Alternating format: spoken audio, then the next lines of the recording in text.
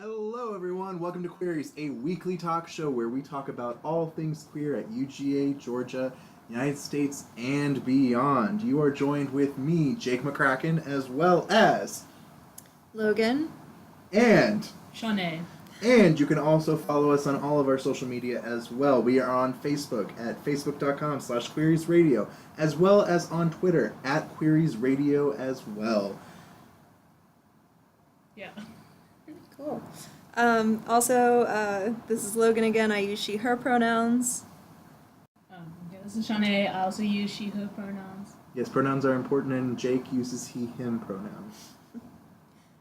So today we're going to talk a little bit more about LGBT history, more like chronological events. Would you say that's on the gay agenda? It is on the gay agenda. Woo! So yeah, we have a gay agenda every time we do queries now, and today's gay agenda is LGBT history. So, just as a disclaimer, our thoughts and opinions don't represent that of the LGBT Resource Center. We're just a bunch of people sitting around having fun, talking about things. More information about the LGBT Resource Center, including the location, programs, and organizations, will also be added to the end of this episode if you want to learn more. You can also find out more information at www.lgbt.uga.edu. So, we're going to kind of cover pre-Stonewall events, and then talk about Stonewall, more specifically probably, and then post-Stonewall events. And yeah, a lot of stuff has happened. The gays have been here forever. And just little things that stand out to us. It's Yeah. not a history lesson. It's Yeah. more just like what we think is pretty amazing. Yeah, it's a conversation. Well, the first thing that stands out to me is Magnus Hirschfeld in 1919. He founded the Institute for Sexology in Berlin. I remember talking about him in psych classes and everything. Or no, it wasn't psych classes. It was my queer theater and film class. We talked about him, and he was part of this movie, and I wish I could remember the movie's name, but a lot of the movie was lost because it was basically illegal, and a lot of the Nazis took the movie and put it away, and they lost a lot of the footage from it. But it was basically a movie saying gay people aren't sick, there's nothing wrong with them, they're totally fine. So he was a part of that as a voice of reason. 1919. Yeah, maybe? 1919. That's He was crazy. he was the what's the word?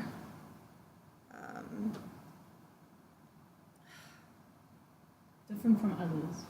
Was that the name of the movie? Yes, that was the name of the movie. Thank you, Google. Thank you, Google. He was the credibility. He was a credible source in person. He was the ethos of it.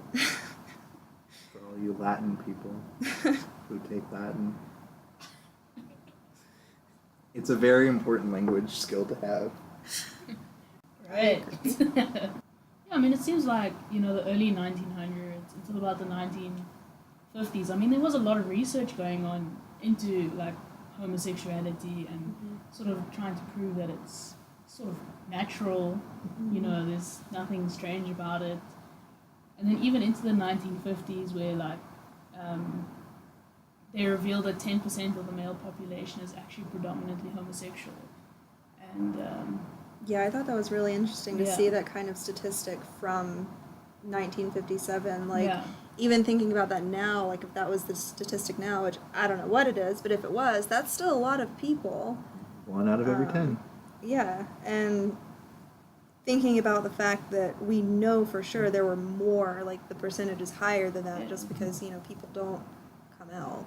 Yeah. And I think most of the beginning of the 1900s up to Stonewall was more of the association and community side of the queer movement, just getting everyone out there and being like, this is who we are, we exist, we don't just lurk in the shadows or myth or whatever. Yeah. And it's a lot of just kind of coming together, and I think Stonewall was that catalyst that kind of brought it from the we exist to we want to exist need more rights, and have Yeah. the rights that everyone else does.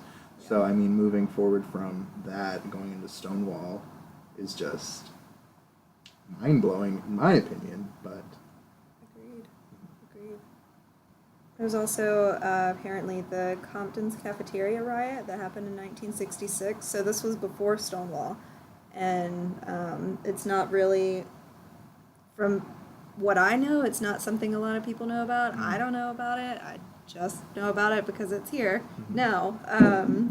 But this was because the Compton cafeteria was more focused on trans issues, where Stonewall I think had a little bit more on homosexuality and stuff like that, Yeah. which unfortunately is going to get more of the limelight, and using quotations on that.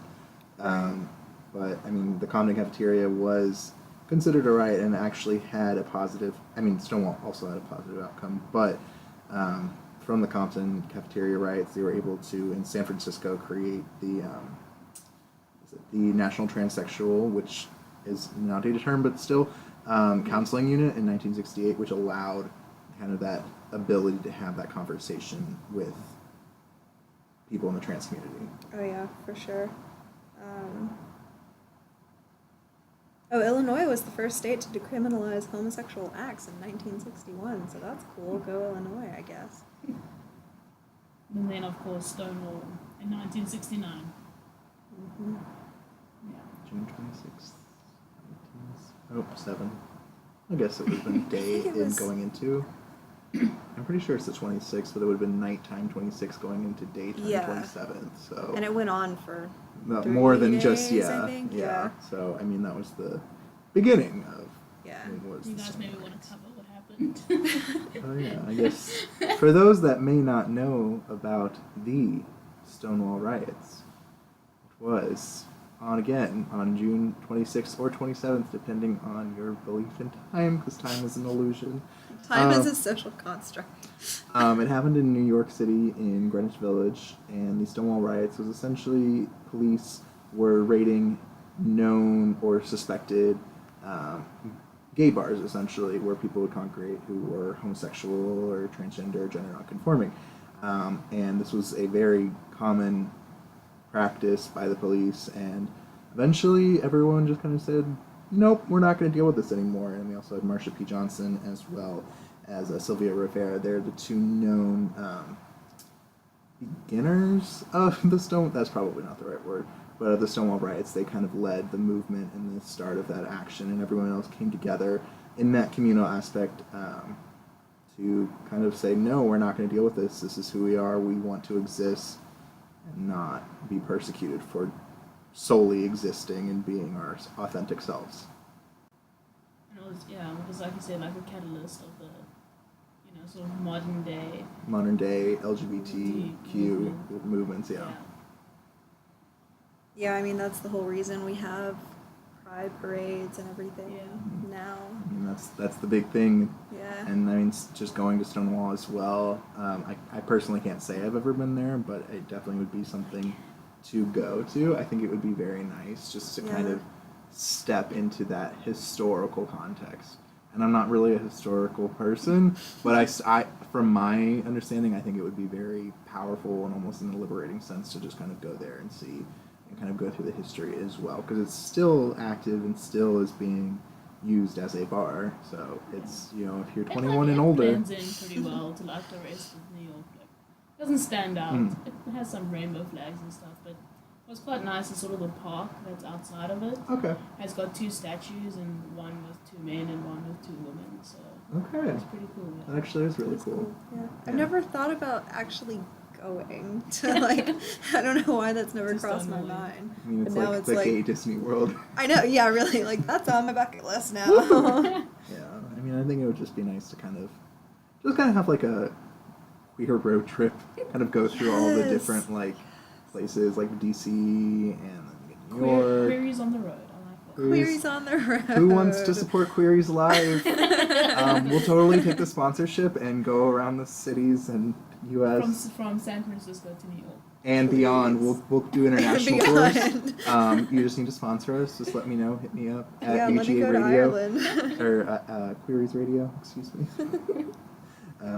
But yeah, so I mean that was the catalyst, and moving forward, you can go from the 70s, 80s, 90s, where it was just marches and protests and saying we exist, we want to be not verified, validated. That is the word I'm looking for. And of course, in 1978, we can talk about Harvey Milk, who was the first openly gay city council member, who was actually physically out representing his queer self and his queer identity out in the public. But unfortunately, he was murdered, and unfortunately, that was just a very sad time to happen. Yeah. Because And it's like also such a the- big success. Yeah. At that time, like from my understanding, is that there were almost like two different movements going on in the States. Like there was sort of one on the East Coast and one on the West Coast. And it almost seemed like the West Coast was a bit like jealous in a way as to what was going on the East Coast because of Stonewall. Like Stonewall happened, and then everyone living like San Francisco area was like, no, like we need to do something. We need to go big. I mean, I think that especially in like the Castro and San Francisco area, I think there was a lot of because it was almost like Chicago and New York City, where they would have a lot of persecution of either openly gay bars or suspected gay bars as well, and people would just be like, "Oh, that's a thing, so be safe," which is not like a cool thing at all. To be like, "Hey, I'm gonna go out. All right, I might get arrested. See y'all, maybe," which sucks. I mean, just to be like, I want to go out and enjoy my life, but I'm also going to potentially be arrested and or beaten or worse. So, I mean, I think that especially, in the sense, that they might have been a little jealous, but I think that the Stonewall created that movement to be jealous, and I think most people took that as a way to push the movement forward and just kind of be, because like that distance is a distance, but it was still also like the safe haven for queer kids or queer young adults and stuff like that. Yeah. Mm-hmm.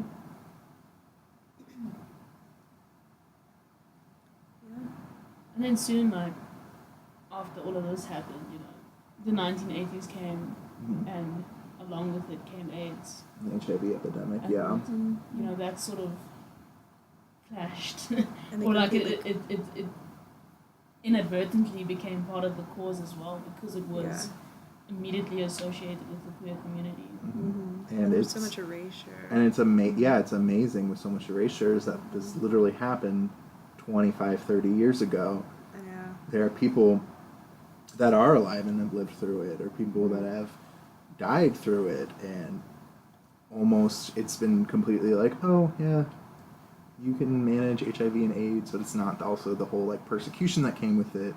And I mean, there was a lot of just denial of health services to the queer community because it was like, well, we don't know how it's transmitted, we don't want to deal with this, or it was just straight up discrimination, we don't treat queers, sort of thing. Which, a lot of movements behind that came out, kind of underground medical assistance from people, especially lesbians was a very predominant group that would be assisting, just in not even just in a medical sense, but even like a hospice sense of where people were like, we know we're going to die, when they just took care of them and were able to let them say their last goodbyes to their loved ones, which I mean is I personally think would be very traumatic to deal with. So it's a lot of strength to just kind of deal with all of that as well. Yeah. It's crazy to think that like they didn't really have a treatment for AIDS back then. Because they didn't know what it was. They didn't know even how. what Or it like was, and they weren't allowed to figure out what it was because Yeah. of all the obstruction they faced. Obstruction, discrimination, Yeah. and even just like a lot of different things, and it was just not recognized as an issue Until it started affecting children, and which I mean, that's terrible. Yeah, like it's terrible but- that it affects anybody. But I mean, yeah. like But- it was ignored until but it what started about the affecting. children? Until Yeah, it started so- affecting children and straight people. So When it got to the straight people, they were like, "Oh, we can't have this now." yeah, and it only took 12 years to finally be recognized as a serious disease when not even a year after it was found. It should have immediately been addressed and Oh, yeah. handled. And it just, looking back at it in an ethical standpoint, it's just ridiculous that it happened. Yeah. And people were just, they didn't have funerals. They would just be dropped off in front of government buildings as like a final way to protest, saying, you're not validating me. Here's the biggest validation I can give you, the biggest FU essentially, Yeah. as well. Which, I mean, if you And there was that moment as well. I can't remember when it was exactly. It was like the queer community was like, okay, but we can't ignore this problem anymore. And was it a flag or it was something that they put together. The quilt. The quilt, Yeah. yes. Yeah, the quilt on was it Washington Yeah. Square. I think, Is I that what don't the know the place is specific called? location, Washington but I Square? know there was a quilt. It was in DC, but was yeah, in DC, they yeah. made a quilt, and it wasn't just like queer people and everything who were affected by Yeah. it. It was they had, because I watched a documentary on it. Yeah. Can't remember the name of it, but you know, in my queer theater and Mm. film class, watched a documentary about it, and we had there were stories from gay men and everything. There was a story from a lesbian woman whose best friend had died from AIDS, and they had a kid together, like intentional, because they were such good friends. They actually wanted to have a kid together, but he died of AIDS. And then there was like a story about there were parents whose kid was like would have to get blood transfusions and everything, and got AIDS and died from it. And then like another person it was a straight couple and everything. So like all of these people that talked in the documentary had contributed a square to the quilt, and it was just like, it was really emotional to watch it. I mean, what a great allyship. I mean, Yeah. just saying, but Yeah. um, And also with AIDS, people kind of look at it now as like, oh, that was a terrible thing that happened back 20, 30 years ago. But it's still happening and there's now. actually increased rates, especially in like minority segments as well, affecting like people of color and communities of color. Like Atlanta is has the third? highest. I think it's number one. Maybe. Let me check. We don't that. have a fact I'm gonna check but that. let's say top 5, because that one I can Yeah. at least feel comfortable saying. But it's up there, and I think it's 1 out of every 5 new cases are from people who are under the age of 25. Again, don't quote me on that. That's a lot of facts. Very specific ones. Should I look at CDC? CDC, Should look at CDC. I think CDC has a lot, and I think Grady Yeah. Hospital has some stuff too. But I mean, it's still a thing, no matter if you want to say it happened before. Oh yeah, it's still a thing, still a huge problem. I mean, the good thing is now we have a lot of good ways to test it and like to get tested quickly. There's the what is it, the PrEP something, they but have it's Truvada. so expensive. It's very expensive if you do not have health care to afford it, which we can go on a whole separate issue with. Yeah. But it is very expensive for just a month. I know that some of my friends have been quoted anywhere from $900 to $2,000 for a 30-day supply, which is a lot. And some people would say, oh, you can justify that because you won't have HIV or complications of AIDS. Yeah, for anyone who doesn't know what PrEP is, it's medication. It's pre-exposure prophylaxis, and they also have PEP, which is post-exposure prophylaxis. Oh, I didn't know about and that. that is for people who believe they may have been exposed to HIV. It's something you take 72 hours after the exposure. It's supposed to greatly decrease your chances of contracting HIV, the virus. So something to keep in mind if you ever find yourself in a situation that may put you at risk. You can definitely look into that as well. And they do it at any hospitals. They should be all in supply there. And also, you should always regularly be tested. There are many Is it free in different... the States to get tested? Certain on where you go. locations Yeah. where you go. I know the LGBT Resource Center, woot woot, is having a couple of free HIV testings coming up in the semester. I mean, there's one coming up soon. I don't know if we'll be able to get it posted by then when it'll be coming out, but I believe they'll probably be doing a couple more throughout the year. So hopefully once we know more about that, we'll be able to give you the heads up on that too. There's also a help center somewhere. I think it's close to Advantage Behavioral Systems or whatever it's Mhm. called, and they do HIV testing. Sometimes they do free HIV testing. I don't know if they always do it, but I think usually a quick Google search can probably help you find places that will do testing for free. I still can't find And I any think statistics. that if you're privileged enough to have medical insurance, definitely seek that out to do those tests. I think some copays, I've had it where I've done STI and HIV testing where it was only $45-50 out of pocket versus what could have easily been $800 to $1,000 out of pocket. So I'm incredibly grateful and privileged to have that ability to do that. So if you have that as well, I definitely would recommend that if your health provider allows that. Okay, I can't find actually where Atlanta ranks, but it is really high up there, and it's predominantly in the Black community with men who have sex with other men, from what I can see here. So it's still a problem, and it's still kind of swept under the rug. People are extremely willing to talk about how horrible it was back in the 80s, but then someone brings up. And I also now. do want to say I don't want to give out the scariness of HIV and AIDS. It can be a very serious and life-threatening thing, but if you are exposed and you are diagnosed with HIV or AIDS, it is not a death sentence now. There is Yeah. a lot of different medications that can help you live a full and active life.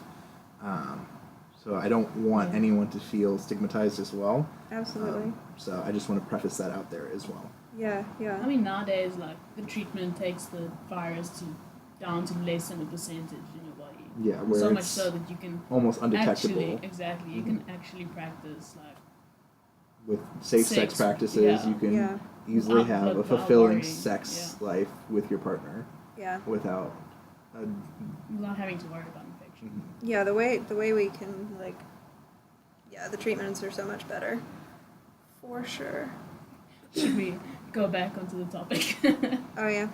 All right, so that was the that's a big 80s. that's a big part of it. So Yeah. Then we come to the 90s, and us Yeah. 90s kids kind of remember some stuff. Oh, I do want to go back to the 80s for a Okay, second, yeah. though, because I didn't know that National Coming Out Day was not just a day that was Yes. decided. 10/11. It was 1987, October 11th, the National March on Washington for Lesbian and Gay Rights drew over 500,000 people, apparently making it the largest civil rights demonstration in U.S. history, which I thought was very interesting. Was that at the time or just like? I don't know. Because It might have been at the time. I feel like it might have been at the time. It 'Cause might I have feel been like at the I've time. seen where it was like over 1 million protesters have maybe not in Well- one spot though. So I don't know actually. I feel like that would still count, even if it wasn't one Because like you might have wouldn't someone it? in New York, Chicago, D.C. Because a civil rights demonstration, it doesn't have to be in. I think in the One global, area. this is a whole separate concept that we're going under, where it's like the global citizenship of America and the rest of the world as well Right. can have a demonstration for civil rights all in one day in different locations, but it would still be matched. But it's totally Yeah. fine. So that was probably at the time, because 500,000 is a pretty. I mean, it's a, I mean, large, that's a number, large number, but it's also a but small number. in comparison Yeah. to like. Anyways, But yeah, we're that not was going to discount it. interesting. It was the Yeah. largest at the time, and possibly at all in all time. So then the 1990s. So the 90s. What's so interesting to me about the 90s is how, like, I think How- it became more like politicized to be queer. yeah, well, that and, like, how it's. I mean, it was radical to be queer, but then Yeah. it became political. Oh, well, yeah, because the 90s was the whole start of reclaiming the word queer anyway. That Yeah, was exactly. when that whole movement started. But, like, you had Bill Clinton, the Clinton administration was simultaneously such a friend and enemy in the 90s. I mean, which frenemies was, exist. Yeah, it's just Um, interesting to me. I mean, seeing that. I think that in any type of political sphere, you have to balance the needs of your constituents. Oh, 100%. And while you would love to help out, one community, you can't also erase another, and I feel like that's a lot of moral absolutism that some people will put against the presidents, which I'm not really a fan of. But that's a whole separate topic as well. Yeah. But yes, Bill Clinton did some positive and also considered some negative things as well for the queer community. Specifically, they did sign in the Don't Ask, Don't Tell as well as DOMA. Yeah. And for those that don't know, Don't Ask, Don't Tell essentially is for active members of the military community. Yes, that's where I'm going to go with that. You are not allowed to actively disclose your sexuality. People don't ask. You don't tell people. Until 2011. Until 2011, but we're still in the 90s right now. And then also DOMA was the Defense of Marriage Act, which essentially was supposed to state that marriage, Defense against marriage. no marriage, everyone be single. The Defense of Marriage Act is essentially that marriage is defined between one man and one woman, and that same-sex couples don't have the right to be recognized as a legal marriage, and I guess the legal and financial ways. Yeah, that makes sense. But like on the flip side, the positive things that happened for the queer community in the 90s, like politically, was that like crimes against people with different sexual orientations were included in hate crime statistics, which I've heard that Georgia still doesn't recognize hate crimes of any sort. Of any? That's what I heard recently. Haven't looked it up. All but I'm gonna say, yeah. Fact check that, people. It's true. It is? It's true, Wow. apparently. 'Cause, Okay. I mean, that's where I heard We're it. getting but- our I'll fact secondary. check it. We're getting our secondary sources fact checking. Yeah. But Also wow. studio audience. Yeah. Oh wow. Yeah.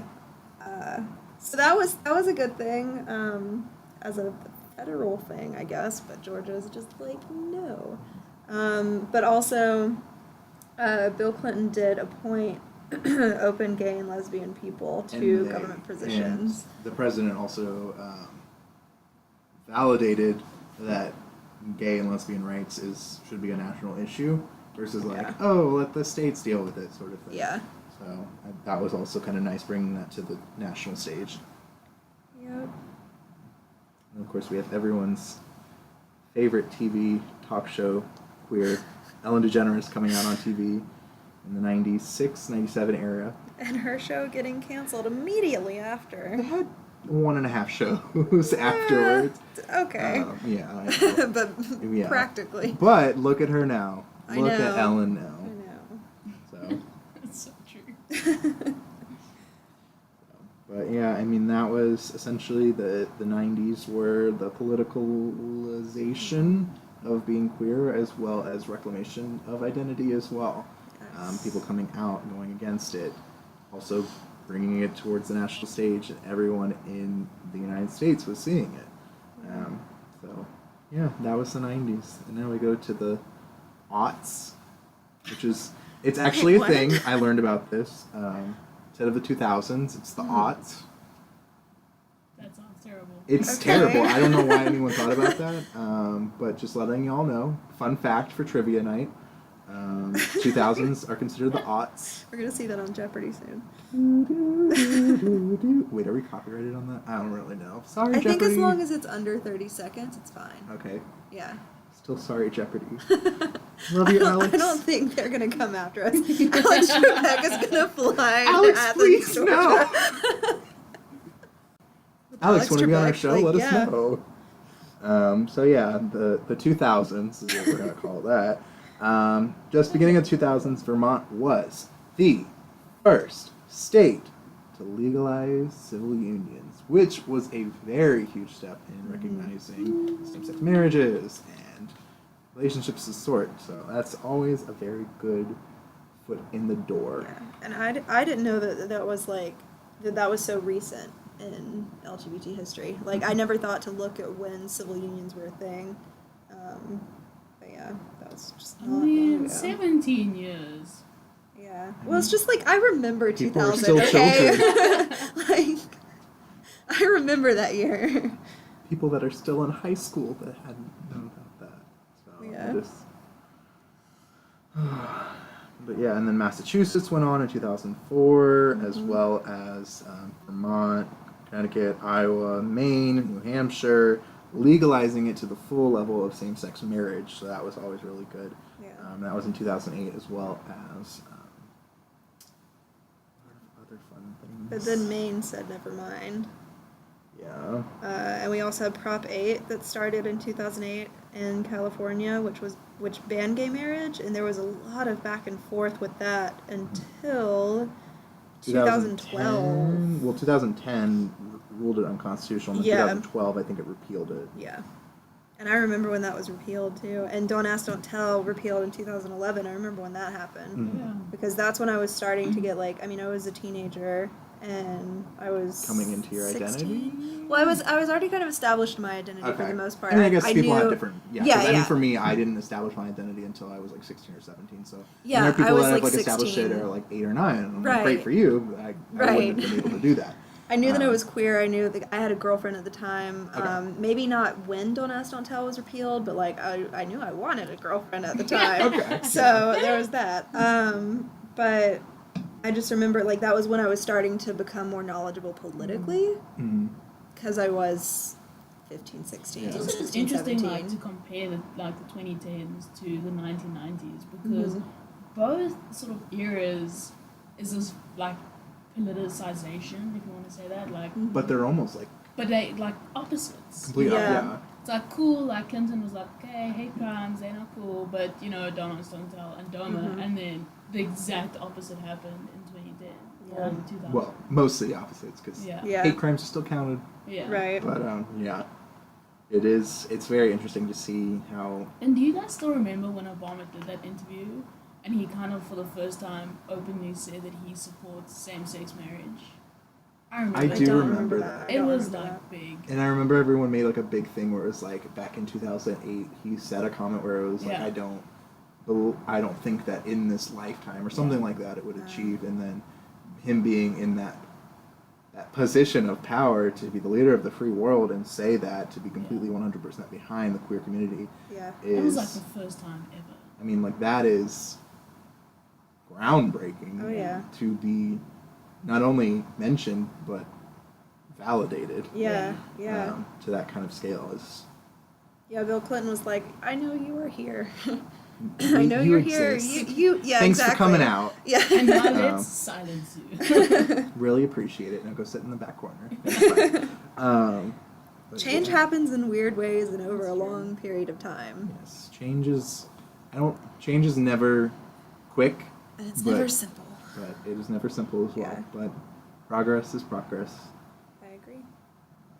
I just can't believe it took New York so long to legalize gay marriage. Well, I Yeah. think it's New York City versus New York State. That's true. Because I've noticed that's a big thing, as well as even in Georgia. Atlanta is very queer friendly, but as soon as Yeah. you get outside of the perimeter, you kind of get And to face Savannah. that fun stuff of Yeah. discrimination and hatred and fun words thrown at you. So much fun. Yeah.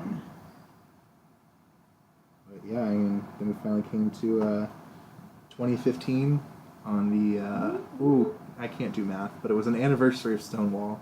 Can't give you the exact year anniversary because I don't have a calculator, and math is not. It's not even my fifth strong suit. 2015 Minus 1969. 46 years. 46 years after the Stonewall riots, the U.S. Supreme Court made gay marriage legal in all 50 United States, which was unprecedented to have an entire nation come together and just unify that idea. And I remember, this is kind of a little bit more anecdotal, but I remember that day I went to work and I started crying on my way to work because I heard the news, and it was so emotional because I don't think I never put myself, because that was when I was really coming out and being authentically myself, and just being in that kind of role, or not role, but I guess in that identity and having that news come out, it just kind of sparked a chord in me, I guess, because I never really thought that I would ever get married, anything would be recognized, I would just be single forever in multiple ways. Yeah, it was a pretty emotional day, and also I think that also opened up a new dialogue as well for people, because I know a lot of people that are like, oh, well, you guys have gay marriage. What else is there, right? And that's totally not true, because you can still be evicted from your apartment or denied a lease because you are queer.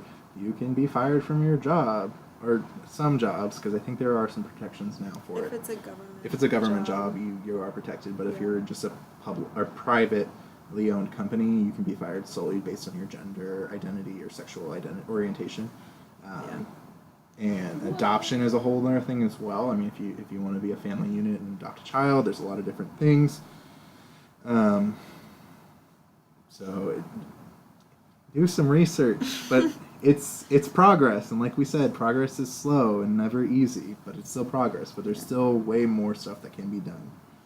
I remember where I was too, because I was at work and I was supposed to be going. It was a Friday, so I was supposed to be going home that weekend with my best friend, and I had an hour left. I'd been there for 3 hours. I decided to take a little break, 5 minutes, go look at my phone, had an hour left, and then I saw all the tweets, and a bunch of people had texted me and all that stuff, and then I was like, I can't even cry right now. I can't even enjoy it because I have to go back to work for an hour. Yeah. But then, it was the text that got me too. They were like, Yeah. congratulations, and they had all the heart emojis that Yeah. are different colors, and I was like, what? Cute. yeah, my What? best friend, And I was like, oh, my best friend had texted me saying, we can get married. Not we We, the two of but, us, but we in in the general. collective Yeah, queerness. and they had texted my mom, and they were like, Logan and I can get married. And my mom was like, do y'all have something to tell me?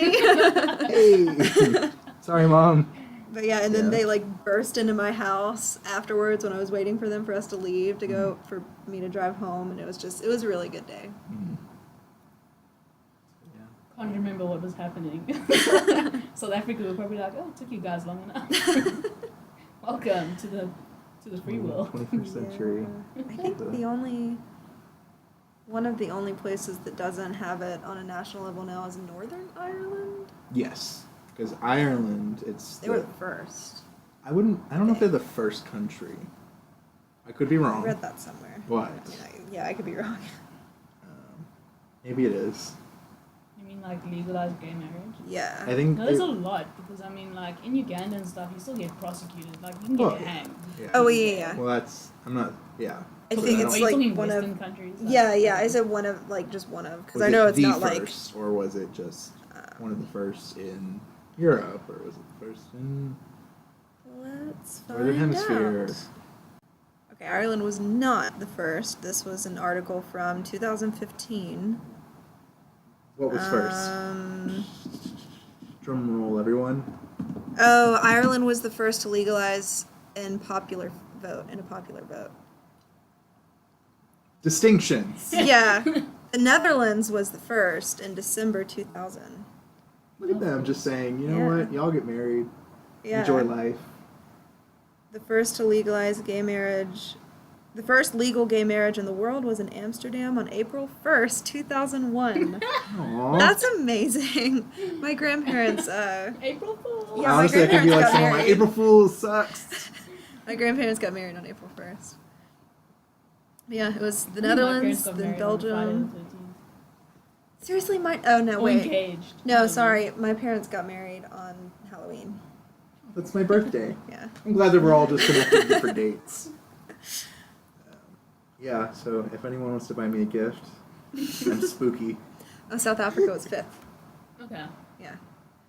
Not bad. What rank the United States is. Uh, We're number one. Lost. We're last. not number one in that though. But well, this was lots of fun. yeah. I thoroughly enjoyed the history of the queer community and discussing it with my fellow Queers. queers. Yay! But yeah, I definitely appreciated that. I think it was a lot of fun and kind of eye-opening. And just have that dialogue as well is very nice. Mm-hmm. Yeah. So the LGBT Resource Center is located at 221 Memorial Hall. It has the offices of the Resource Center staff as well as the student lounge where students just go to hang out and relax or do homework or whatever. We also have a quiet study. I don't remember the room number, but it's on the same floor in the same area, and someone in the center can direct you.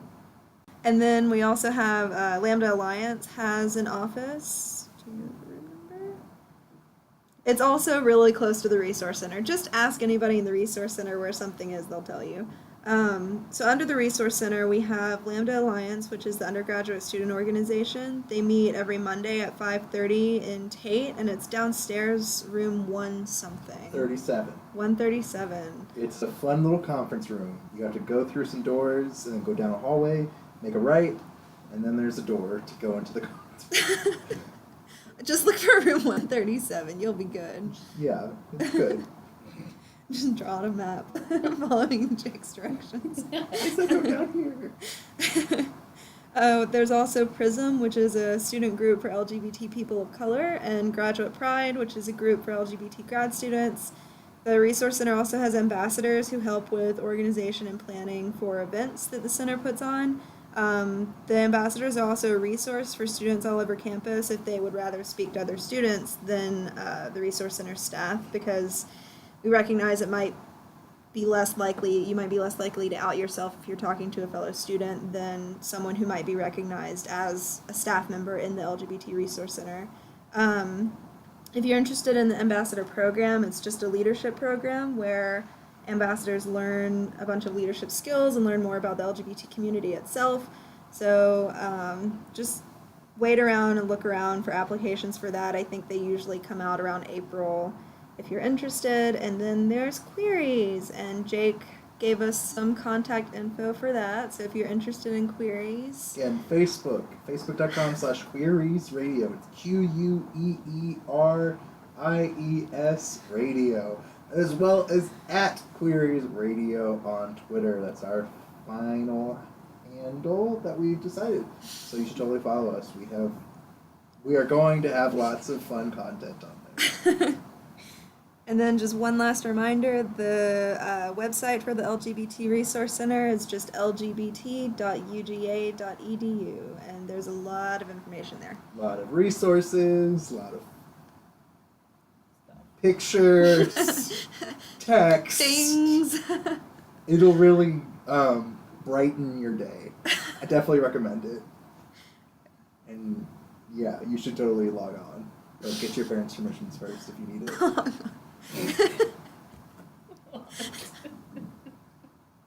Well, signing off. This is Jake. He, him, his. This is Logan, she, her, hers. And Shanae, she, her, hers.